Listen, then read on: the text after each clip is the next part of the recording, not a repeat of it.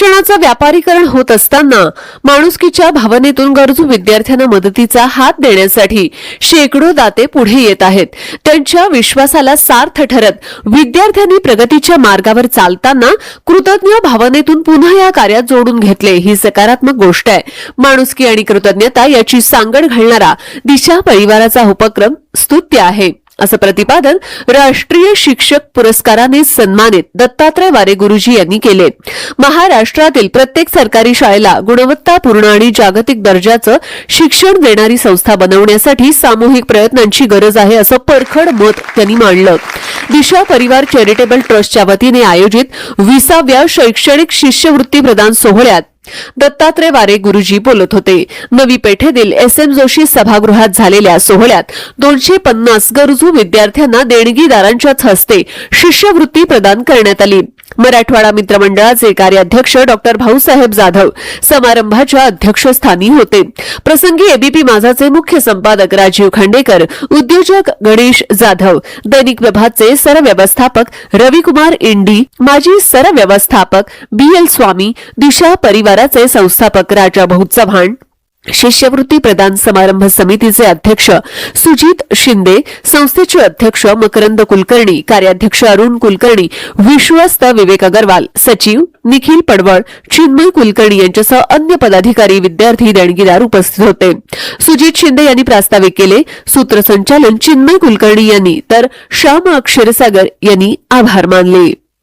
आपण पाहतो की एखाद्या विद्यार्थ्यामध्ये बुद्धिमत्ता असते, जिद्द असते, मग त्याला स्वप्न त्याची मोठी यशस्वी करण्यासाठी त्याला मदतीची गरज असते. आणि हे आव्हान पालकांना काही वेळेला पेलत नाही, कारण उत्पन्न अतिशय कमी असतं. शेतमजूर, अल्पभूधारक, छोटे छोटे काम करणारे पालक ज्यांचं उत्पन्न 10 ते 15 हजार रुपये असतं, त्या मुलांना शिकवणं खूप अवघड झालेलं आहे. आणि मग या परिस्थितीमध्येच दिशा परिवारच्या कार्याची सुरुवात झाली आणि म्हणता म्हणता आज त्याची 20 वर्ष पूर्ण झाली.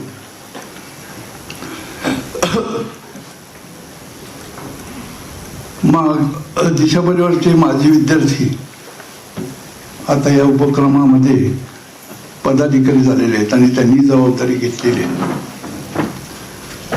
आणि संस्थेचं ब्रीद आम्ही फक्त 2 हातातील अंतर कमी करतो. देणारा दाता आणि गरजू विद्यार्थी यांच्यामध्ये माध्यम म्हणून शिक्षण संस्था काम करते. विद्यार्थी ही जात व शिक्षण धर्म मानून संस्था काम करते. एका हातात मदत करण्याची इच्छा असेल तसा दाता, तर दुसऱ्या हातात शिक्षणासाठी पैशाची गरज असणारा विद्यार्थी यांना एकत्र करण्याचं एक पवित्र काम या संस्थेच्या माध्यमातून होते.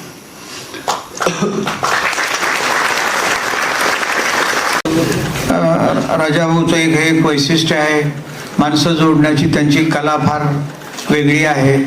त्यांना व्यवहार पण फार चांगल्या पद्धतीने जमतं. कुणाकडनं काय काढायचं हे फार त्यांना जमतं, पण हे दाखवत नाहीत. म्हणजे हा जो कागद आहे, या कागदातला माणूस, कागदाच्या वरचा माणूस, कागदाच्या खालचा माणूस, हे सगळं त्यांना कळतं. आणि म्हणून तर हे सगळं गाडं चाललेलं आहे. मध्येच रागवतात की मी किती दिवस पाळणार, हे मुलं काही काम करत नाहीत.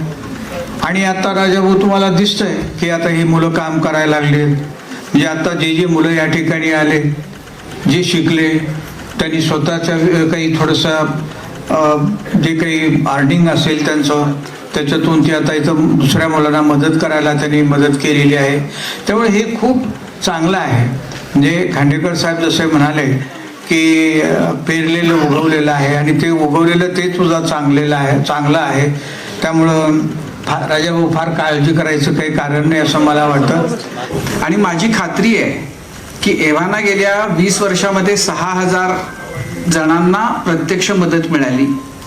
त्यातले आज जे काही असतील ते, पण हा जो आकडा आहे तो दरवर्षी असा वाढत जाणार आहे.